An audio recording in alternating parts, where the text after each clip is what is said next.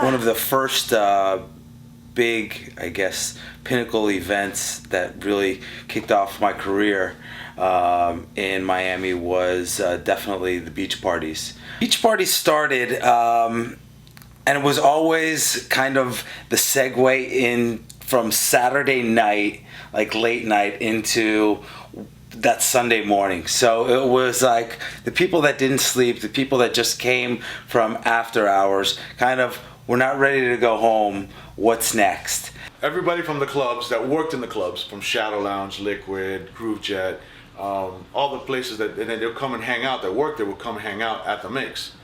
And then from there was one guy who used to hang out. He wasn't working anywhere, but he was definitely there. And for a good friend of ours, Manny, and that's how the clique started to The Nightcrawlers. The Nightcrawlers, yes. I met Manny from the nightclubs and from going out. I DJ'd at a bunch of spots at that time, and he was kind of a funny little character. Always had some kind of, antics and shenanigans going on, and people seemed to kind of gravitate to this kind of kid figure. Manny, and I know Manny very well, had an idea to start a beach party, and it was fun. Everybody would still be up from the night before, and they had music and DJs. Love Manny. He's such a character. He is creative. That's the first word I would think for him. He's creative. He's the life of the party. He was a leader. He would get just all different social groups of people together and positive energy and let's go party, or like he started the beach parties. He was a lead. He was like the shepherd. Come my flock, come, He was just a creative, motivating, happy, life of the party guy. And we started getting together, and then he came up with this concept. I'll never forget this. We closed the mix. He was there up till whatever. I did my paperwork, whatever. We got out. We went to Max Club Deuce. It's already like almost noon. So we go there. We have Bloody Marys when we were done there. So that's where he came up with the concept. Man, I want to do a party on the beach. Yeah. And then the beach parties came out of actually from the mix. So many people were still there at 10 in the morning or whatever. Manny had this idea. Since there's nowhere to go to after party after the mix, let's go take it to the beach. And I'm like, what, with DJ? He goes, yeah, just do it all on the sand. I'm like, how is that possible? We don't have electricity out there. I don't know, but we gotta figure something out, and that's how it was conceived. And then after that, we just started doing beach parties with his boombox. He had this round tube thing called a kaboom. We started with that. It was like 6 people. And from 6 people, it became 12. And these are all the clique that people that were, like, we go after the mix. Oh, what are you doing now? Oh, we're going to the beach. We're going to do a little get together at the beach. So it became from just a little get together on the beach to people started hearing about it, and it went from 6 to 12 to 24. Manny was the ringleader. Kind of a funny character. Somebody you'd kind of compare to like the Peter Pan of South Beach. He always had kind of some kind of prop in his hand, a whistle in his mouth, drove around in this VW thing, which was like an aqua blue, and you just heard it coming from, a block away. So we would all leave the mix, and it would be a big kind of question mark as to what's next. 17th Street ended up being our destination.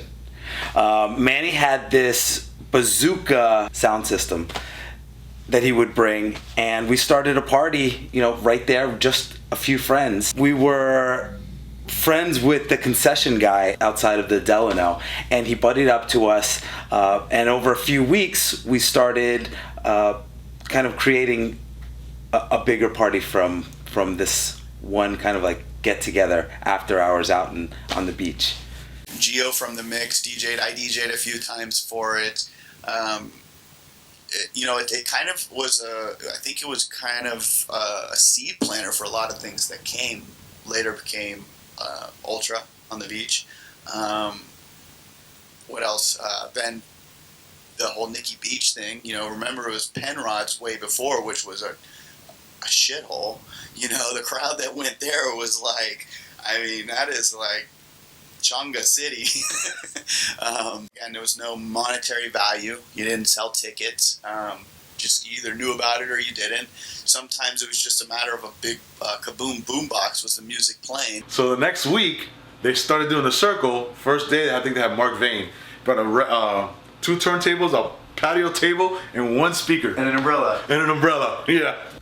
The beach party went from Manny's boombox to an actual beach party one day when we kind of ransacked my house after hours, grabbed all my DJ equipment, grabbed the speakers that I had at the time, which weren't like an actual PA system that you would use to DJ an event or anything like that. We buddied up with the guys who had the concession there. And it was at a time in South Beach where the police weren't really cracking down on anything. And they kind of let you do whatever you wanted. And how it developed into what it became is we were bouncing around. We go 8th Street, 17th Street, whatever. And then 17th Street, we kind of got in with one of the guys who was renting the cabanas. He had a generator, and the first party we set up on some plastic picnic benches. The turntables were barely fitting on this round table, and it was just one of the most magical days that I probably ever experienced in South Beach. Chris Pacello was in a couple of the parties. Originally, the parties were a really close-knit of all of the cool nightclub characters and everyone that you knew from the industry. So they were all of your friends that you work with at Club Bash, at The Mix, at Crowbar, at Liquid. All of the door guys, all of the people from the industry were the people that were attending.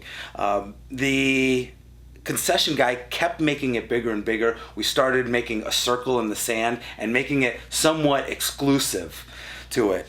Josh Wink. I think the guys. Yeah, I got a picture with Josh Wink there. Yeah, Josh Wink was there. When he had the long blonde dreads. Yeah, long blonde dreads. After a few weeks, you definitely noticed that there was a change in the crowd.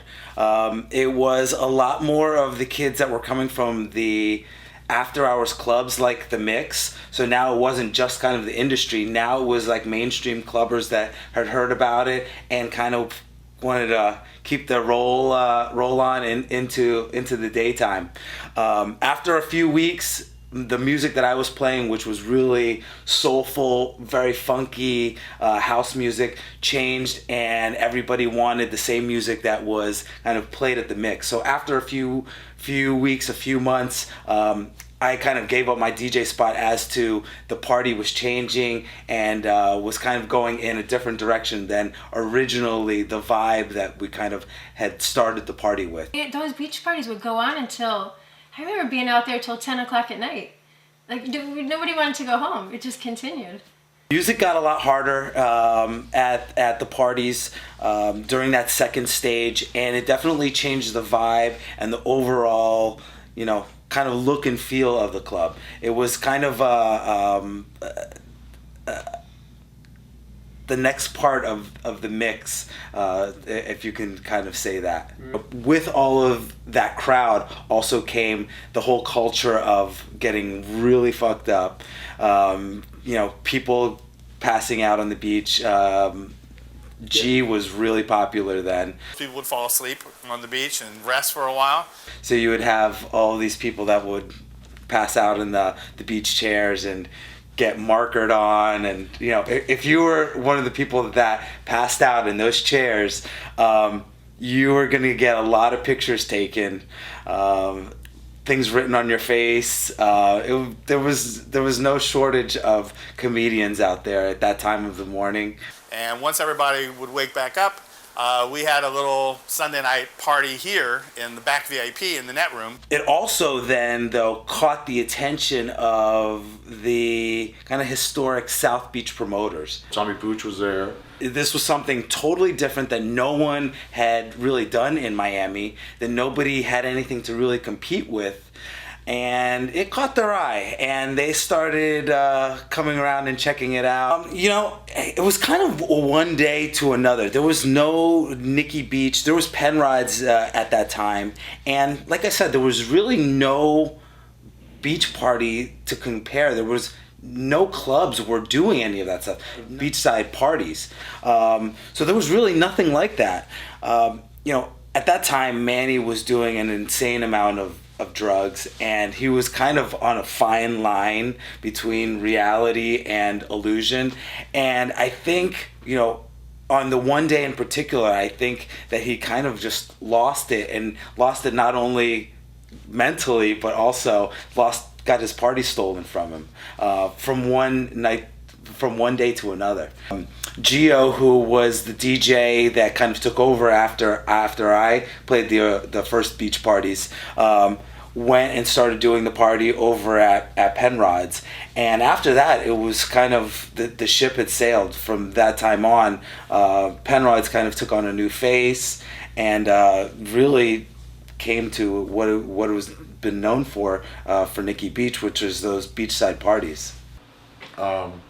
They came up to me, was it Hassan, came and asked me, and got George Acosta, and we got a few people that were in the scene, and asked us to do a party at Penrod's before Nikki Beach. It was called Bora Bora. We did it, and I wanted to do it because it's going to be, we're legitimate. We don't have to worry about bringing DJ equipment. It was full blown.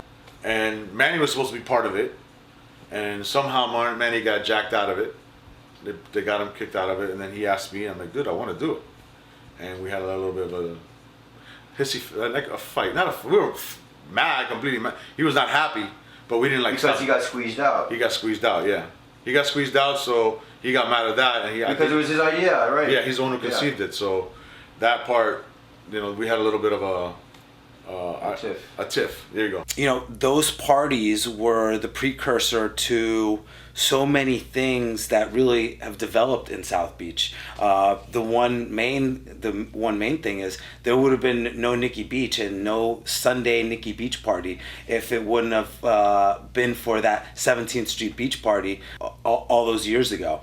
Besides that, it started off all of these different beach clubs that really kind of have changed the face of Ocean Drive, and especially these huge resorts that now kind of make their living on these kind of glamorous beach parties and pool parties. That was all started in the 90s from that 17th Street kind of get together into